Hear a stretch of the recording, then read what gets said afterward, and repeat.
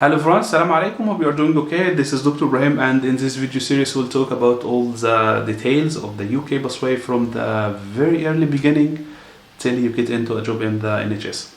Actually, I've decided to make this video series because I've received a lot of questions about the busway. Many of them are like simple questions, simple for me, but I know it is not simple for others. And also I've received a lot of message about some troubles in the busway. So I've decided to make this video series, which inshallah it will give you all the answer for all, I would say, the sophisticated details of the busway from the scratch, from even before you decide to go for the UK busway till you settle down in the UK and get into a training job. First of all, let me introduce myself. I'm Dr. Ibrahim, I'm an Egyptian doctor, and I work in a training in medicine in the NHS, and I have been like a medical tutor for the PLAB and other exam for the past few years. And in this series, as I said, I will give my full experience from since I started till this day. I will try to highlight all the advantage and all the troubles that might face you and how you get out of it. And I will explain about the exams. Inshallah, everything will be covered in this video series. So let's go. So first of all, in order to for you as a doctor to work in the NHS, which is the National Health Service in the United Kingdom, which includes which include England, Scotland, Wales, and Northern Ireland. So for you to work in any of these four countries, Scotland, Wales, Northern Ireland, and England, you have to go through the same way to do a GMC registration. Okay, it is the same for them for the four countries. Okay, it is the same healthcare system, with a slight difference, but it will not affect your journey to get into registration. Okay, so you have to do a GMC registration. So this is a General Medical Council. So to get a license to work into UK. Okay, this is the straightforward busway actually for doctors. So it is to get into a GMC or to get registration with the GMC, you have to go through some medical, professional, and linguistic assessment. Okay, that when you pass this exam, you will show that you are have the evidence that you are ready to have the registration and to work into the NHS. Okay, so let's start from the early beginning, which is the English test. There's many ways actually for your language to be assessed, but the most straightforward way are to sit an exam, which could be IELTS or OET. But I would say OET is much more better than IELTS, and it have made a very big difference since they started to accept OET as evidence of the English proficiency. I mean, I have seen a lot of people even just they decided to start this way because OET is an easy exam to do. If you compare it to IELTS, people used to do IELTS many times to get the needed score for the exam, but OET is much more easy than IELTS. But it's still the same, have the same forward domain, but it is occupational, so it will be in a medical language, which from my point of view is much more better, because it is better to assess my medical language instead of assessing my general language, because I will use my medical language in the hospital itself, which is the main point. Okay, so it is much more easy because it is medical language, which will include some letters, some sort of conversation between you and your colleague, or between you and your patient. So it should be much more easy. The writing itself might be just a referral letter or a report about something, so it should be easy. The speaking itself, it will be in a form of conversation between you and one of your patient, or one of the relative, or one of the colleague. So it should be much more better, because it is It is the same way that we used to do every day in our mother language or in English, okay? So it should be fine. It doesn't assess your medical knowledge. It just assesses your medical language, which is, there's a big difference between both of them. The next exam should assess your medical knowledge. So for any busway, is it PLAB or UKMLA or MRCS or MRCB, you will need to do an English, to sit an English test to get the GMC registration. But in UKMLA busway or in PLAB busway, you will need to do the OET first before going for the next step, okay? So OET, PLAB 1 and then PLAB 2. OET, UKMLA 1, UKMLA 2. By the way, they should start, they will change the PLAB from PLAB, from Professional and Linguistic Assessment, to UKMLA, United Kingdom Licensing Assessment. I think from the next year there is no difference between both of them, and I will make a video inshallah in this series about like a comparison between PLAB and UKMLA. Okay, so OET.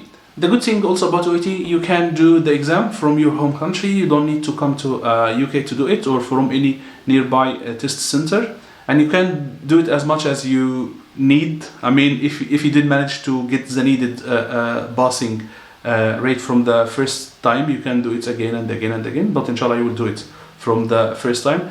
And the time needed for the preparation, it is different, and it depends on personal circumstances. I mean, for some people they took 1 week to prepare for it, and others took 2 months, 3 months to prepare for it. So I would say average 1.5 months to do it. But as I said, if your language is good and if you are confident enough, you can do it in 1 week or even 10 days to do the exam itself, okay? But you'll have to book early on to find a date. There is many dates during the year, which is also a good thing about the OET itself. If you have IELTS exam and it's still valid, you know that there is a validity for the OET exam or for the IELTS exam. It used to be 2 years, but I think it is now 3 years for the OET, okay? Because it is sometimes it became difficult to find the date for PLAB 2, for example. So I think they extended the validity of the OET to 3 years, and I think it is in the GMC website itself. I will make sure about this piece of information, and I will share a link for it, okay? So you can find all the details about the OET on the website, on their website itself, about the exam. I wouldn't talk too much about the details of the exam itself. As I said, it is listening, reading, writing, and speaking exam. In the speaking part, so you will talk to a role play.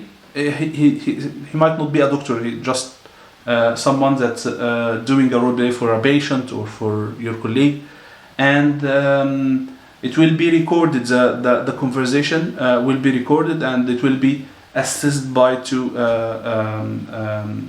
people, and just to give you the right score. And I think all parts of the exam should be assessed by two examiners. So if for example the listening part, it will be approximately 40 minutes, and 3 parts of a total number of 42 questions, and the topics of the listening itself will be like generic healthcare topics, okay, which is good, as I said.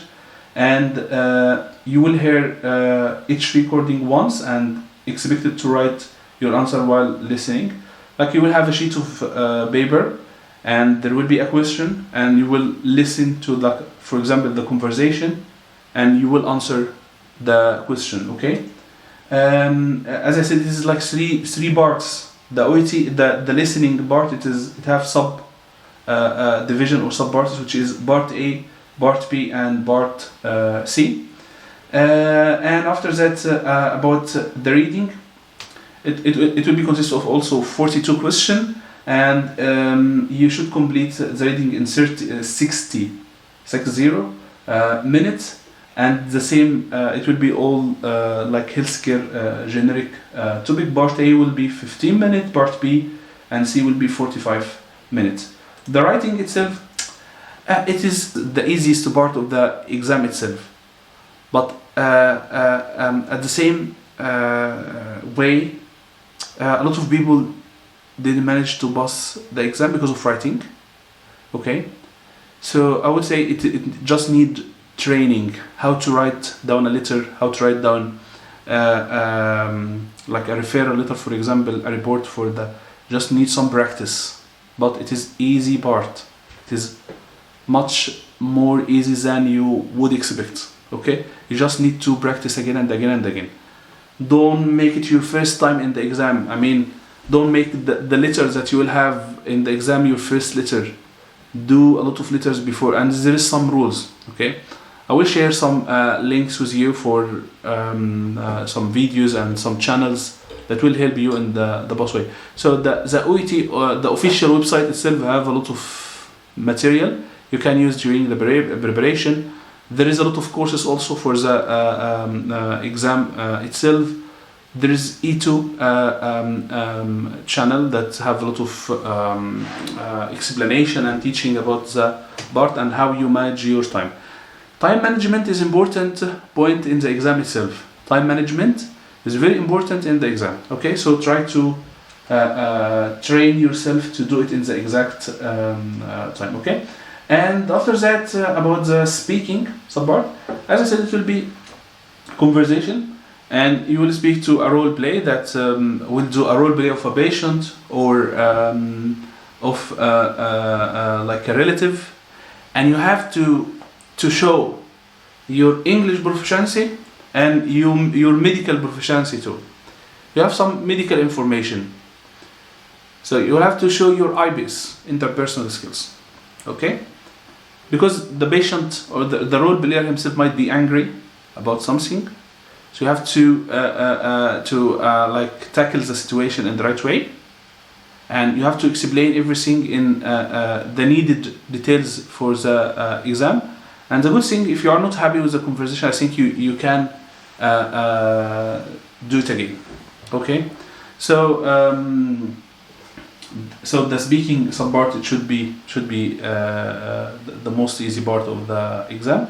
But as I said, the 4 domains need some just practice. Okay, so give yourself like 1 month ahead to prepare for the exam itself, and it should be fine. Okay, so once you've done the exam, so you will need to do an account in the GMC, okay, website. I will share the website too, and to start to find a date for PLAB 1 or UKMLA 1. Okay, so the number you will get from the OET website, there is like a specific number, okay, that will show that you pass the exam, and get the needed score for it.